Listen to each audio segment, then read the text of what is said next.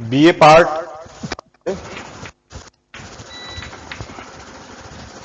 आज का हमारा जो विषय वो अरस्तु का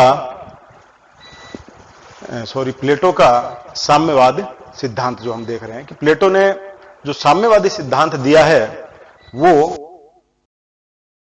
क्या वो चाहता है साम्यवादी सिद्धांत में, क्यों साम्यवाद अपनाना चाहता है, किन तरीकों के लिए, क्या उसके उद्देश्य हैं साम्यवाद के लिए, साम्यवाद किन किन वर्गों के लिए उसने बताया है, साम्यवाद की प्रमुख विशेषताएं क्या है। तो हम इसका विश्लेषण आज करेंगे का प्लेटो का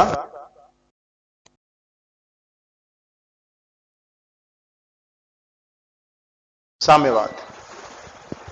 तो सबसे पहले हम इस चीज को देखें कि साम्यवाद से तात्पर्य क्या है। आपने साम्यवाद का खूब नाम सुना है, वर्तमान में भी हम पढ़ चुके हैं कम्युनिज्म क्या होता है, साम्यवादी। लेकिन प्लेटो के साम्यवाद की यदि हम बात करें तो प्लेटो का साम्यवाद यह साम्यवाद नहीं है जिसकी हम मॉडर्न समय में या आधुनिक परिवेश में जिस साम्यवाद को हम जानते हैं, मार्क्सवाद, लेनिनवाद, जो जिस साम्यवाद की बात करते हैं। प्लेटो का जो हमने बार बार इस चीज का पूर्व में भी उल्लेख किया है कि प्लेटो की पुस्तक रिपब्लिक, उसमें पूर्व भी हमने देखा है कि जो रिपब्लिक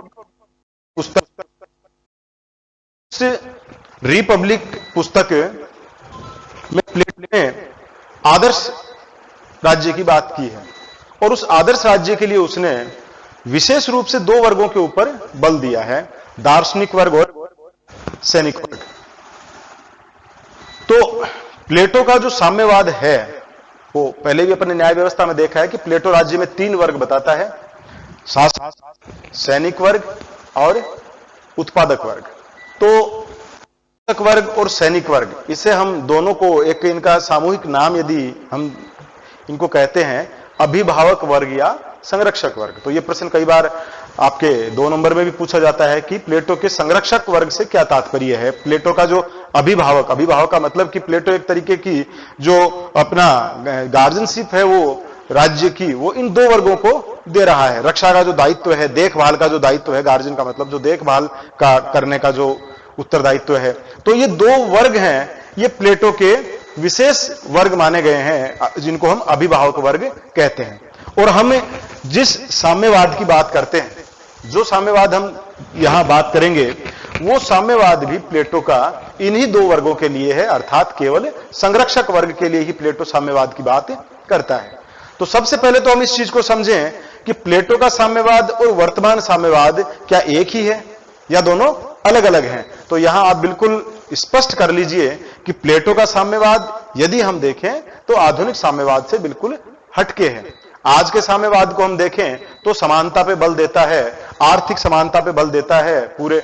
लेकिन जो प्लेटो का जो साम्यवाद है, तो प्लेटो के साम्यवाद का मूल उद्देश्य, वही अपन बार बार इस चीज को रिपीट हमने किया है कि प्लेटो के साम्यवाद का मूल उद्देश्य एक आदर्श राज्य की स्थापना है। उस आदर्श राज्य की स्थापना के लिए प्लेटो ने इस साम्यवाद की तरह बात नहीं की है कि सबका, प्लेटो केवल दो वर्गों को लेकर और वो भी दो अलग अलग चीजों को लेकर। तो प्लेटो का साम्यवाद है वो सामान्य अर्थ में समझें तो प्लेटो का साम्यवाद आदर्श राज्य की स्थापना के लक्ष्य को लेकर की गई एक व्यवस्था है।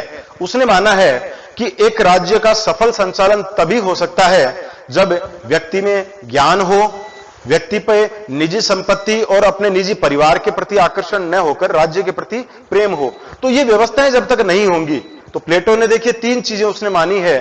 प्लेटो ये मान के चलता है कि सबसे पहले शासन करने का अधिकार उस व्यक्ति को मिलना चाहिए जिसके पास ज्ञान है।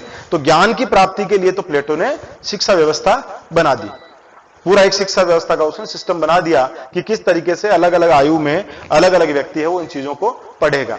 लेकिन उससे आगे जब चलता है प्लेटो कि पूरी शिक्षा प्रणाली होने के बाद में भी इस बात की संभावनाएं बनी रहती है कि कहीं इतना पढ़ने के बाद में, इतना ज्ञान प्राप्ति के बाद में भी व्यक्ति अपने निजी आकर्षणों में नहीं उलझ जाए, व्यक्ति कहीं निजी स्वार्थों में नहीं उलझ जाए। और इसके लिए उसको 2 चीजें बड़ी अहम लगी, महत्वपूर्ण लगी कि दो चीजें ऐसी है जो व्यक्ति को उसके सन्मार्ग से, सद्गुण के मार्ग से, ज्ञान से, विवेक से भटका सकती है। और वो दो चीजें उसने मानी है कि निजी संपत्ति और निजी परिवार। व्यक्ति का यदि निजी परिवार होगा, व्यक्ति के पास यदि अपनी खुद की संपत्ति रखने का उसके पास अधिकार होगा, तो प्लेटो कहता है कि ये दो चीजें यदि व्यक्ति के जीवन में रह गई तो समस्या वैसी की वैसी रह सकती है। और ये दोनों तत्व यदि व्यक्ति के जीवन में रहेंगे तो व्यक्ति कभी भी अपने ज्ञान और विवेक के मार्ग से भटक सकता है। तो प्लेटो ने केवल, आप देखिए कि आदर्श राज्य की स्थापना के लिए ऐसा नहीं है कि शासक वर्ग का उसने, शासक वर्ग को स्थापित करना, शासक वर्ग का निर्माण करने के बाद में उसने छोड़ दिया हो। वो आगे भी इस चीज को ध्यान में रख रहा है कि आगे भी चल के कहीं शिक्षा बेकार नहीं चली जाए, आगे भी होने के बाद में कहीं ऐसा नहीं हो कि व्यक्ति ज्ञान के मार्ग से भटक जाए। और ज्ञान के मार्ग को भटकाने के लिए उसने जो माना है, जो जैसा कि हम भी सुनते हैं, तो प्लेटो भी यही कहता है कि व्यक्ति को, या तो व्यक्ति कंचन और कामिनी, ये दो चीजें ऐसी है जो व्यक्ति के जीवन में प्रवेश कर जाती है तो कहीं ना कहीं व्यक्ति अपने जीवन में भटक सकता है। और उसके जीवन में सार्वजनिक हित की बजाय, अपने कर्तव्यों की बजाय, सद्गुण की बजाय और एक त्याग की बजाय उसमें इन दो के प्रति विशेष प्रेम या इन दो का विशेष आकर्षण उसमें कहीं ना कहीं तृष्णा तत्वों को पैदा कर देगा। और जैसा कि अपन ने पहले ही बात की है कि प्लेटो विवेक और साहस को तृष्णा तत्व की तुलना में बहुत ऊपर रखता है। तो उसका मानना है कि व्यक्ति में तृष्णा तत्व पैदा नहीं हो, व्यक्ति जीवन भर अपने राज्य धर्म को, राज्य का प्रति जो उसको कर्तव्य मिला हुआ है, उस कर्तव्य को ईमानदारी से और नैतिकता से पालन करे। इसके लिए व्यक्ति के जीवन से उसका स्वयं का परिवार हटाना आवश्यक है और व्यक्ति के जीवन से निजी संपत्ति को हटाना आवश्यक है। तो मुख्य रूप से हम कह सकते हैं कि एक तरीके से प्लेटो परिवार और आर्थिक तत्व, इन दोनों से रिलेटेड जो जो बुराइयां या जो जो दोष व्यक्ति में उत्पन्न हो सकते हैं, उन दोषों से बचाने के लिए प्लेटो ने अपने जो रिपब्लिक, जो अपनी पुस्तक है, उसमें उसने साम्यवाद की योजना का निर्माण किया है कि संरक्षक वर्ग है जिनकी जिम्मेदारी वो मानता है कि वो करते हैं। उसने शासन को बहुत ही एक उत्कृष्ट कला के रूप में स्थापित किया है। वो कहता है कि शासन करना अपने आप में बहुत विशेषज्ञता है और इस विशेषज्ञता को बनाए रखने के लिए उसका मानना है कि इन शासक और सैनिक वर्ग को इन दोषों से दूर रहना पड़ेगा। तो हम कह सकते हैं कि प्लेटो ने अपने साम्यवादी सिद्धांत में, अपना जो उसका साम्यवादी सिद्धांत है, इस सिद्धांत में उसने संरक्षक वर्ग, फिर से मैं बताता हूं, संरक्षक वर्ग बार बार अपन बात कर चुके हैं, संरक्षक वर्ग, शासक और सैनिक, इन दोनों के वर्ग को यदि हम मिला देते हैं तो ये संरक्षक वर्ग कहलाता है। तो प्लेटो संरक्षक वर्ग को अपना, उनका न कोई अपना परिवार होगा और ना कोई उनके पास अपनी निजी संपत्ति होगी। तो यदि हमें कोई पूछे कि प्लेटो के साम्यवाद का अर्थ क्या है, तो यदि हमें उसे एक लाइन में लिखना है तो सीधा सा अर्थ आप इसका बता सकते हैं कि संरक्षक वर्ग अर्थात सैनिक और शासक वर्ग का अपने जीवन में किसी भी प्रकार का न अपना परिवार होगा और ना ही अपनी कोई संपत्ति होगा। यह प्लेटो का साम्यवाद है और इसी के लिए प्लेटो ने अपनी जो योजना प्रस्तुत की उसे हम साम्यवाद की योजना कहते हैं। तो क्योंकि प्लेटो ये मानता है कि आदर्श राज्य का जो भवन तैयार किया जा रहा है, यदि ये दो दोष उत्पन्न हो गए, यदि तृष्णा तत्व हावी हो, निश्चित रूप से व्यक्ति अपने राज्य धर्म से हट जाएगा। और उसका यह मानना है कि तृष्णा व्यक्ति को स्वार्थी बनाती है और जहां स्वार्थ आ गया, शासन सही ढंग से नहीं चल पाएगा। उसका यह मानना है कि व्यक्ति में जैसे ही स्वार्थ आया, व्यक्ति शासन कला में उसके गिरावट आनी शुरू हो जाती है। तो कहीं ना कहीं प्लेटो को लगता है कि यदि व्यक्ति के जीवन में निजी संपत्ति को खुला छोड़ दिया या व्यक्ति के जीवन में परिवार को हम रखा, तो आगे चल के कहीं ना कहीं उसका जो आदर्श राज्य का जो एक उसने महल खड़ा किया है, वो धराशायी होने में बहुत ज्यादा समय नहीं लगेगा। तो प्लेटो का जो साम्यवाद है वो दो देखा जा सकता है। पहला वर्ग है जो साम्यवाद के दो स्वरूप है, वो है एक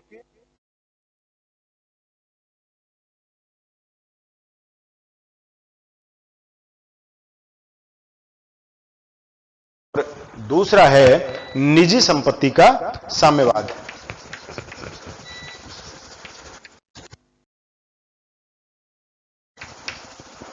तो ये दो विशेषताएं, ये दो जो साम्यवाद हैं, दोनों साम्यवाद हम प्लेटो के। पहला साम्यवाद क्या है, साम्यवाद क्यों उसने अपनाया, तो एक सामान्य वे में हम कहें आदर्श राज्य की स्थापना के लिए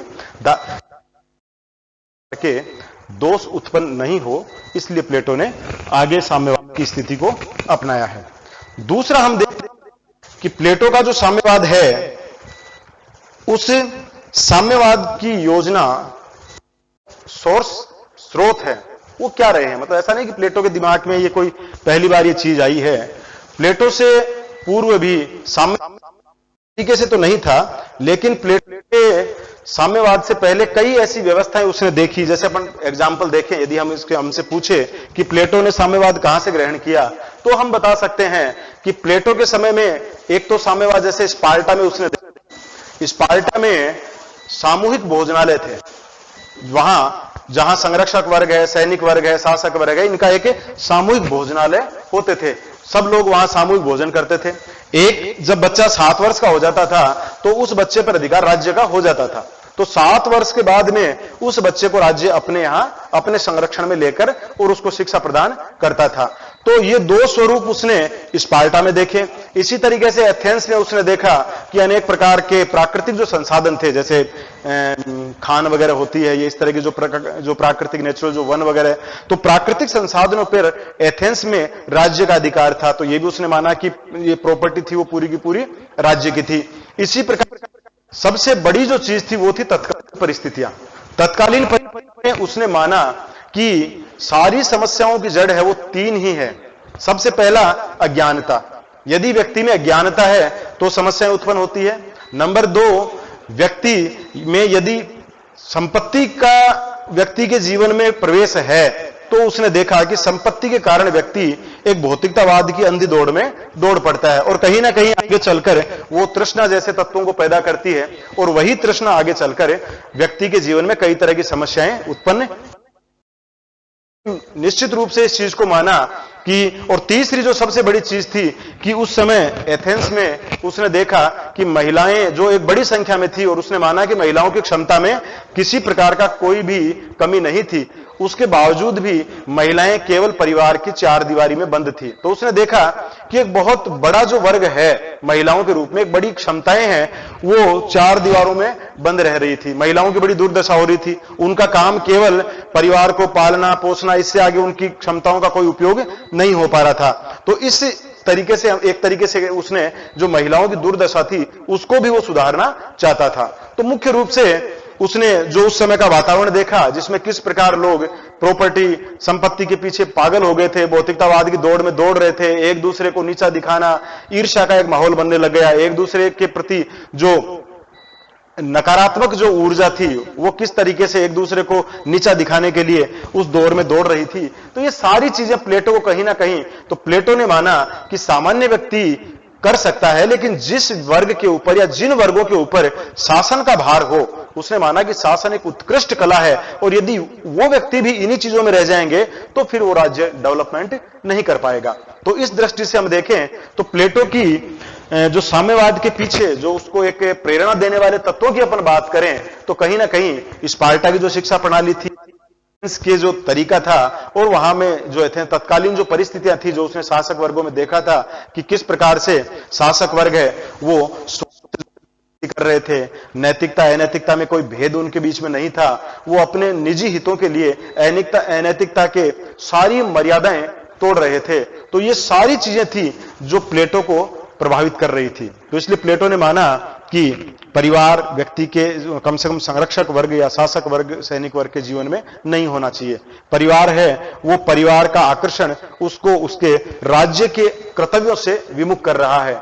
इसी तरीके से जो निजी संपत्ति की चाह है, भौतिकतावाद की जो अंधी दौड़ है, भौतिकतावाद की जो प्रतिस्पर्धा है, वो व्यक्ति को कहीं ना कहीं उसके राज्य संबंधी निजी धर्म से अलग कर रही थी, निजी कर्तव्यों से उसको अलग कर रही थी। तो ये सारी चीजों को ध्यान में रखते हुए प्लेटो का मुख्य रूप से हम कह सकते हैं कि जो साम्यवाद संबंधी विचार थे उसके ऊपर ये सारे प्रभाव पड़े। तो स्रोत यदि हम देखें तो आप इसमें बता सकते हैं मुख्य रूप से थी जिनका प्रभाव दिखाई देता है।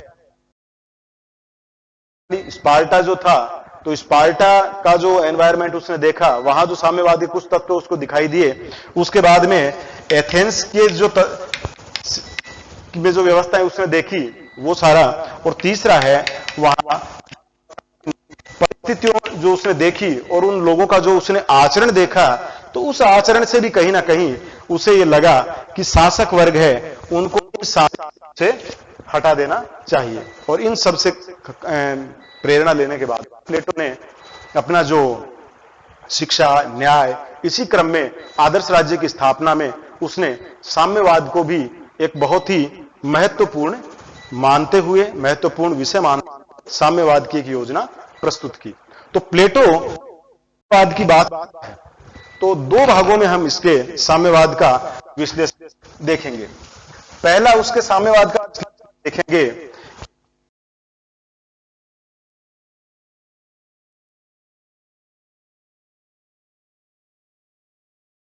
विश्लेषण देखेंगे, वो हम देखेंगे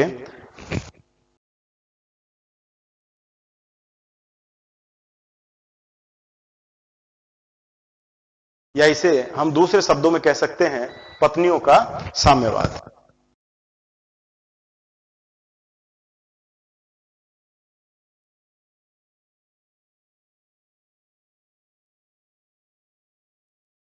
तो ये है प्लेटो के साम्यवाद की एक सामान्य जो जनरल इंट्रोडक्शन है, सामान्य परिचय। और नेक्स्ट वीडियो में हम बात करेंगे प्लेटो के संपत्ति साम्यवाद और परिवार के साम्यवाद के बारे में, कि किस प्रकार हम देखेंगे कि उसने संपत्ति का साम्यवाद का तरीका क्या था, क्या उसके उद्देश्य थे, संपत्ति के साम्यवाद के माध्यम से कौन कौन से लाभ प्लेटो उस राज्य को देना चाहता था, और यदि संपत्ति संरक्षक वर्ग के जीवन में रह जाती है तो फिर क्या क्या दोष सामने आएंगे, क्या क्या हानियां उस राज्य को उठानी पड़ेगी, जिनके बारे में प्लेटो अपने पुस्तक में प्रकाश डालता है। उनको हम अगले वीडियो में देखेंगे। धन्यवाद।